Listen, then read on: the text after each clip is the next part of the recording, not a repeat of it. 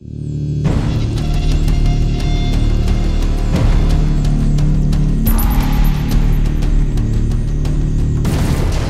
there, my name's Scott. Today I'm going to be doing a review on the DID Genesis Repairable Atomiser, which I received from www.e-vape.gr. Before I start though, I must point out I did receive it free of charge for the purpose of conducting a review, but my opinion of the product remained true, honest and accurate as always. Okay, so let's just backtrack there for a second. This is available from e-vape.gr. So this is an actual Genesis style repairable atomiser where you don't need to go and join a forum to actually purchase it. So well done to e-vape.gr. Okay, so let's go straight ahead then and show you in a bit more detail and show you how to get it all set up. Okay, so when you receive the DID, it does come in all these individual components and it will need to be fully assembled. But this is like a one-time only operation, and once it's fully assembled, you don't really need to sort of strip it down into individual parts again, unless you happen to want to sort of take it apart to give everything a nice sort of individual clean. All the parts were made out of either stainless steel or brass, and I'm finding the actual machine quality to be of a very good standard. The threads are very nice, everything screws together, you know, smooth as butter. One thing I really like about the kit is they also include things like a 510 drip tip, some camphor wire and some stainless steel mesh. So this means the only thing you need to add is some e-liquid, and that's it, you can start vaping. Okay, let's go straight ahead then and show you how to assemble the DID, then get a wick made up, and then show you how to set up a coil so you can start vaping. Okay, so the first thing you need to do is take the base section, which has a 510 connection there. And as you can see, the actual connection is built into the base, which means it's going to be very nice and strong. Then you've got to take this sort of central post, put one of the O-rings on either side, and then literally just sort of screw it into place.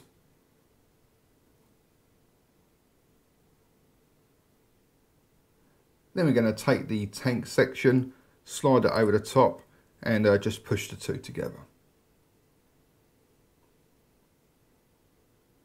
Then take the top section, and as you can see there, you've got threads running through the centre, and that's going to screw onto that central post. So just squeeze the two together and start twisting, and literally just screw it all the way down.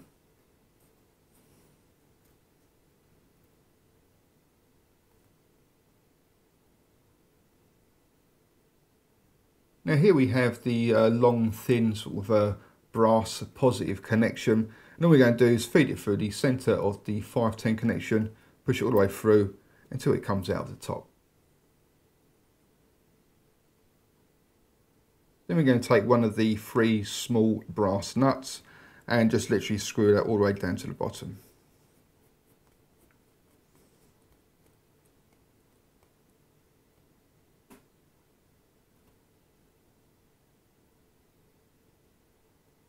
And then with the remaining 2 brass nuts, just going to put the first one on, so we'll give it 2 or 3 turns, and then screw the next one on until it meets it.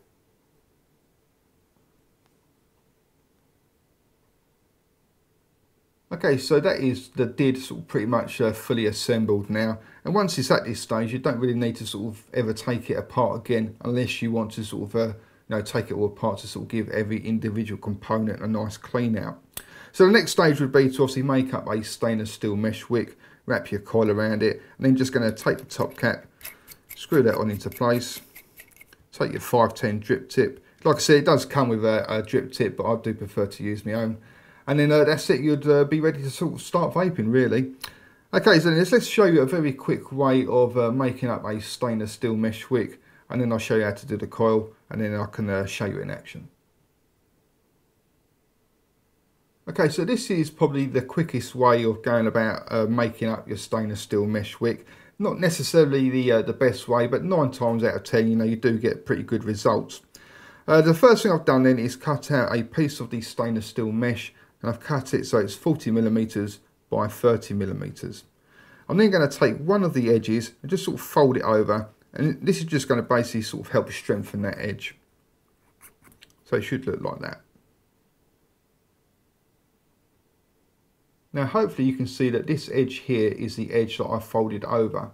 And I'm going to start rolling the mesh between my fingers and thumbs. I just want to make sure that that folded edge is going to be looping over the top.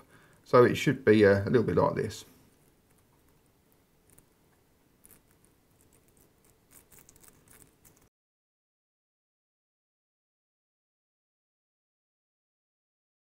So just keep rolling the mesh between your fingers and thumbs, and then just make sure it's going to fit down the hole on the did sort of quite comfortably. Now the hole on the did is actually quite large, but don't worry sort of too much if you've got a bit of a gap there, because it allows for a nice bit of airflow. Then once you've got your mesh wick all nicely rolled up, I like to take a pair of scissors and just cut one end off at around a 45-degree angle. And this will be the end that will go inside the tank. I'm then going to place the wick inside the tank, making sure it's gone right down to the bottom. I'm just going to take a pair of scissors and just cut the wick so it's just above the top nut there.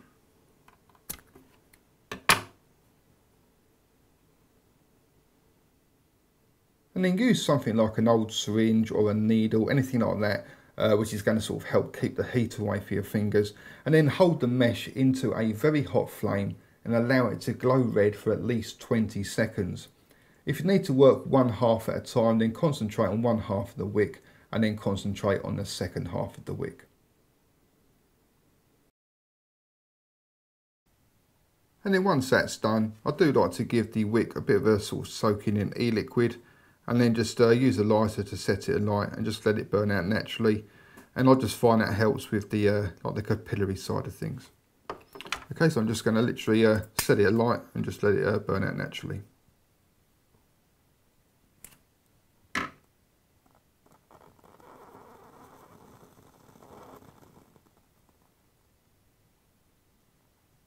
That's it, job done. The wick is now all ready for use. So now the wick is all complete, I'm just going to insert it into the tank, and I'm just going to make sure I've got a little bit of a gap in between the two brass nuts, because the wire is going to get trapped in between those two. And I've just loosened off this Allen key here because that's where the first wire is going to be connected to. Okay, so the first thing I'm going to do is cut myself off a decent length of the camphor wire. I'm going to start here, stretch it all the way across underneath that first Allen key, and then bend it round so it's almost like at a right angle, and just hold it in place, take the Allen key and then just tighten it up.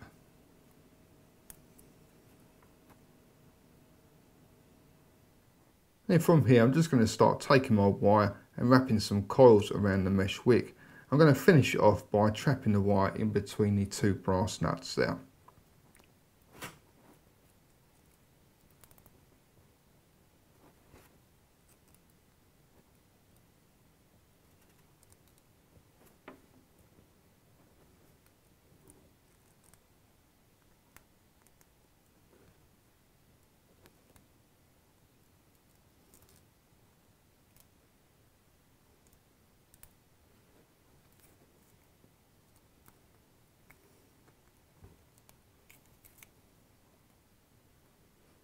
And just tighten up the nut, and there is it.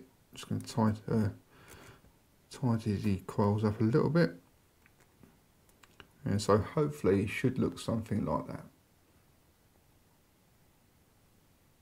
And once your coil is all made up, you can then get rid of the excess wire. Now you can use a pair of cutters, but personally I prefer to just apply a little bit of tension, give it a bit of a wiggle, and then you'll find it breaks off nice and clean.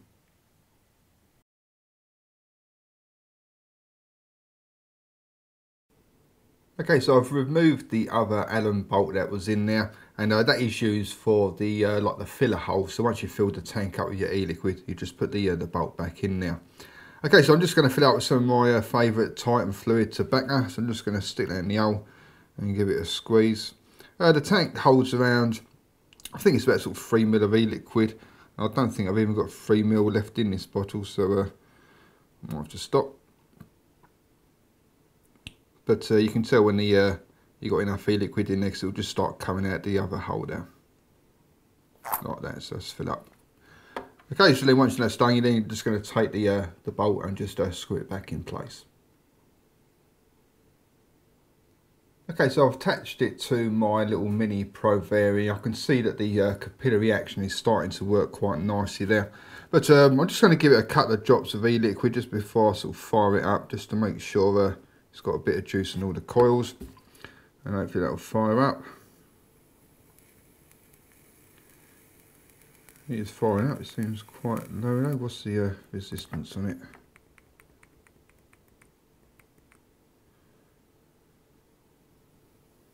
So it's reading it as a 1.3 ohm coil, so I'm just going to boost the voltage a bit then.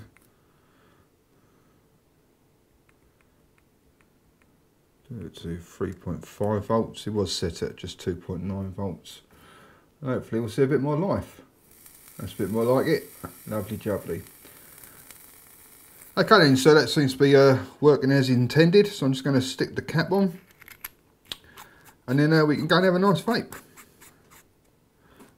Okay, so that is the DID atomizer. Let's go and see what it vapes like.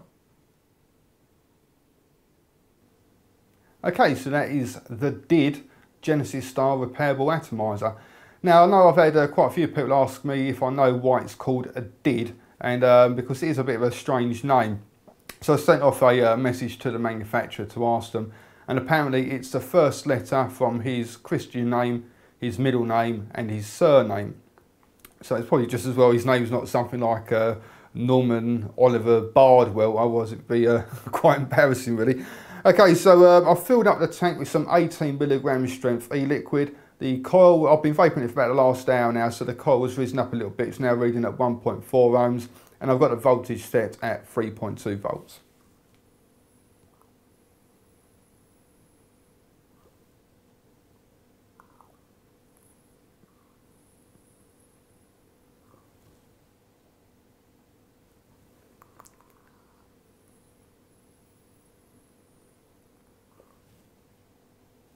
And as you can see, like vapor wise, producing a really nice amount of vapor. But then, I do find that pretty much all the Genesis atomizers do tend to be sort of very good for vapor production and for flavour as well. And personally, Genesis style atomizers for me can't really sort of be beaten when it comes to like flavour, bringing out the flavour of your e-liquids, especially like if you like your sort of tobaccos like myself.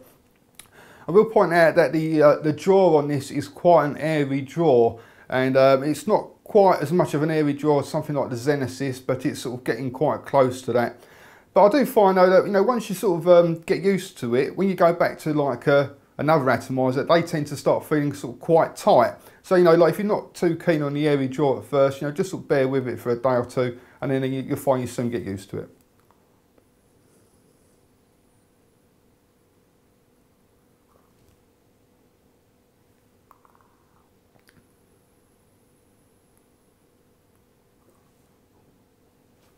Throw hit on it is quite, I suppose again, like, depending on what sort of voltage you got it set to and what sort of e-liquid you're using, what sort of strength, you will find that all those things will play a part in the throw hit. But with the 18mg strength, which is what I normally vape, and I'm always vaping pretty much the same sort of tobacco flavoured e-liquid as well, I am finding that the throw hit is more on the smoother side compared to other ones.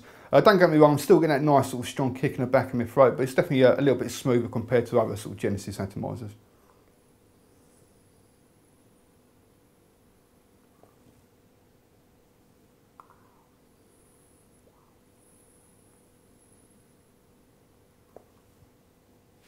But overall, it's a very nice Genesis style atomizer. The build quality of it is very good. All the threads, smooth as butter. It really has been made to a very good sort of standard. And the other good thing about it is actually available on the website. You don't have to go along and join a forum to buy one. They've actually sort of used their brains and opened up a web shop to sell them through. And that's personally, I think is the way to go, really. Because I know a lot of people get very frustrated with having to sort of go and join a forum in order to sort of put their name down on a list and then wait months. Whereas this way you can go along to the site, as long as they've got them in stock, you can just add them to your cart, check out, and that's it, you're going to get them a few days later, so very impressed with that, really. Okay, so like I said, not a great deal else I can really tell you about it. If you fancy trying one out for yourself, go along to www.e-vape.gr. Thank you very much for watching, and also come along and visit my website at www.e-cig-reviews.com. That's e-cig-reviews.com. Cheers guys, happy vaping, see you later.